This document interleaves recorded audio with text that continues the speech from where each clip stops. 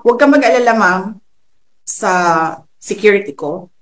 Kasi may kinausap na ako na tao.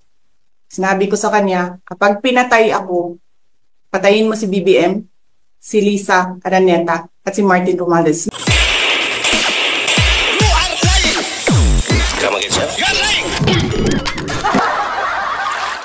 Pakinggan po ninyo itong tanong at sagot niya sa harap ng media.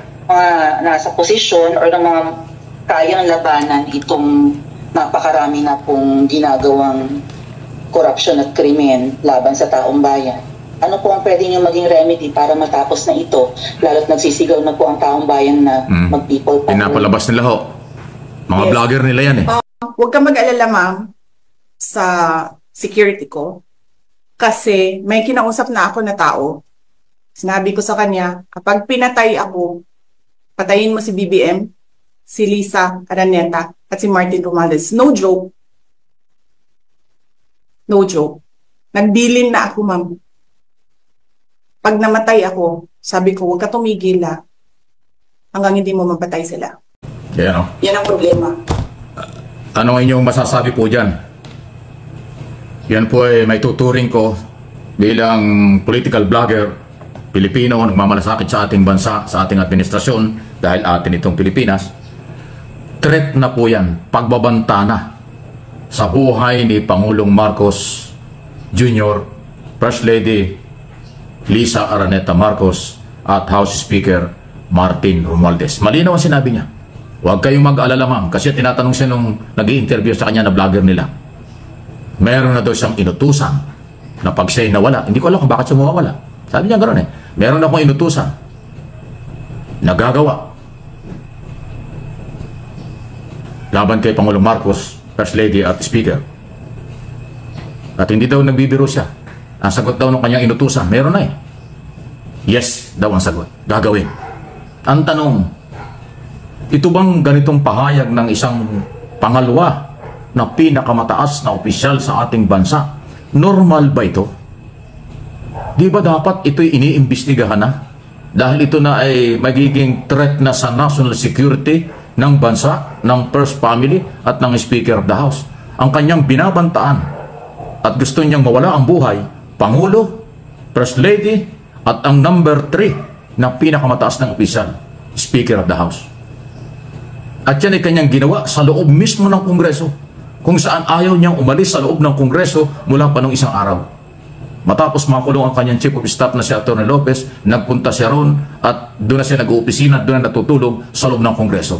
Tapos binabantaan pala niya, meron na pala siyang inutusan na kunin ang buhay ng Speaker of the House, First Lady at Pangulo ng Republika ng Pilipinas, President Ferdinand R. Marcos Jr. At hindi daw siya nagbibiro. Di ba? Hindi ho talaga ito dapat pinalalampas ng mga otoridad. Hindi ito pwedeng ibaliwala. Dahil ito ho ay isang matinding threats sa national security at sa buhay ng Pangulo. Ito, pakinggan nyo, ito yung tanong kasi nung isang vlogger nila eh. Yung vlogger na nagtatanong. Sa halip na pakumbabain, palamig yan, pinainit pa eh. Ayan o. Kayang labanan itong napakarami na pong ginagawang korupsyon at krimen laban sa taong bayan. Akusasyon na may korupsyon daw at krimen sa bansa. Para matapos na ito, lalo't nagsisigaw na po ang taong bayan na mag-people power na. Sila, kanilang vlogger na nagtatanong. Huwag kang mag-alala, ma'am, sa security ko. Kasi may kinausap na ako na tao. Sinabi ko sa kanya, kapag pinatay ako, patayin mo si BBM, si Lisa Araneta, at si Martin Romualdez. No joke. No joke. Nagbilin na ako, ma'am. Pag namatay ako, sabi ko, huwag ka tumigil hanggang hindi mo mapatay sila. And then he said yes. Ayan o. Malinaw. So, meron ng inutusan. Anong masasabi po ninyo, mga Marcos loyalists, Marcos supporters, mga Pilipino nagmamahal sa demokrasya, may respeto sa buhay ng tao, dahil human rights violation na naman yan. At mga Pilipinong nagtatrabaho ng matino, nag-aaral, naghahanap buhay para mapaunlad ang ating bansa at ang ating bawat pamilya. Pagkatapos ganito po pala ang ginagawa. At ito pala ang plano. Hindi daw siya nagbibiro. Sino yung inutusan niya? para kunin ang buhay ng pinakamataas na opisyal ng ating bansa, ang Pangulo ng Republika ng Pilipinas. Matindi po ito. Again, doon sa aking isang live na issue kanina, nanawagan ako sa ating mga military, police, national security, at intelligence community. Sana kumilos kayo para ma-identify kung sino yung inutusan at pairalin po ang anti-terror law, ang ating mga batas, kasi ito ay bantana sa seguridad ng Pangulo at ng bansa. Ito ay makakasira sa ekonomiya ng bansa, nakakasira sa political stability ng bansa, nakakasira ito sa moral ng bawat Pilipino at ng bansa. Paglabag sa batas ito, kaya sana kumilos na ang mga kinaukulan. Ano po ang inyong masasabi? Paki-like, paki-share po ninyo ang video ito at parating natin sa buong mundo. Sa 115 milyong Pilipino, kahit hindi Pilipino nagmamalasakit sa ating bansa, dapat makarating sa kanila itong bantang ito ng pangalawang Pangulo, Sara Duterte, sa buhay ng Pangulo, First Lady at House Speaker. Pangalawa na ating pag-usapan ito, matindi itong si dating Senador Laila De Lima. Abay, akalaan nyo, itinuring niya na parang bank robbery daw. Parang hold up.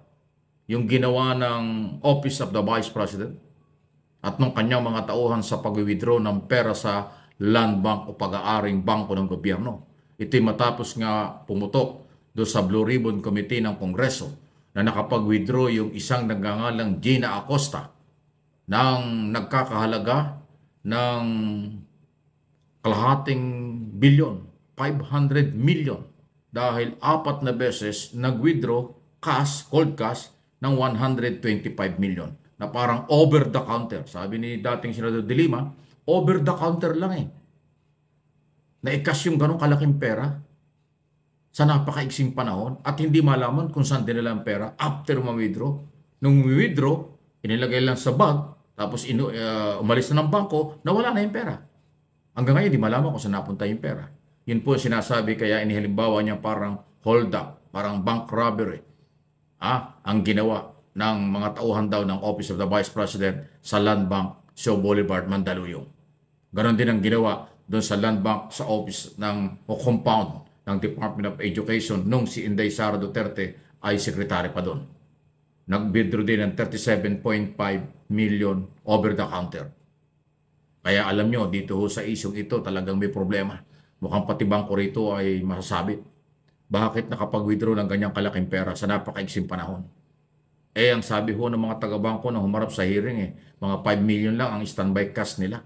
So ibig sabihin, nag-advise 2 days before ng pag-withdraw na mag-withdraw sila ng ganong kalaking pera. Pero over the counter lang. At hindi man lang para bang hindi man lang isinakay sa armor van or safety or sasakyan na hindi mahuhold up. Para bang masyadong komportable yung bangko at yung Office of the Vice President na magbitbit ng ganong kalaking pera na parang alalang. Kaya nga ang tanong niya, kaya nga sinasabi ni dating Senador De Lima, parang hold up lang ito. Kinuha over the counter, lumabas ng bangko at nawala na yung pera. At hindi alam kung saan dinala. Ganon ho nangyari. Kasi until now, hindi naman malinaw kung saan dinala yung kalahating bilyon pera sa confidential fund ng Office of the Vice President. So matindi yung description, matindi yung halimbawang sinabi ni dating Senador Laila De Lima. At yun ang kanyang opinion at paniniwala dyan. Kasi nga lumabas doon sa hearing, over the counter nakapag-produce ng 125 million, 4 na beses na 125 million, kaya 500 milyon niya, kalahating bilyon. At sa 4 na bag lang inilagay. So, more or less 31 million bawat isang bag na binitbit lang ng mga kasama ni Gina Acosta. Hinihingi nga ng komite yung CCTV record ng bangko, pero ngayon pala, ang record pala ng bangko hanggang 90 days lang. After 90 days, nabubura na yung record. So, hindi makikita. So, hindi alam kung saan isinakay. Kung yung bay, hindi naman pwede sa tricycle yan. Kaninong kotse sinakay. Pag-alis ng bangko, saan dinala yung pera? Ito ba'y dinala sa Office of the Vice President? Ito ba'y dinala sa Office ng Secretary ng Department of Education ng panahon yun?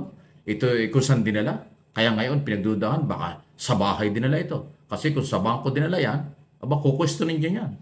Anti-money laundering law, Anti-Money Laundering Council, Hindi pwede kang magdeposito ng ganyang kalaking pera sa isang araw lang. 500,000 pataas, sinisita na yan ng bangko. Dahil tatanong kung saan galing. Eh kung ganyang 100 million every other day, 125 million, aba, pagdududahan talaga.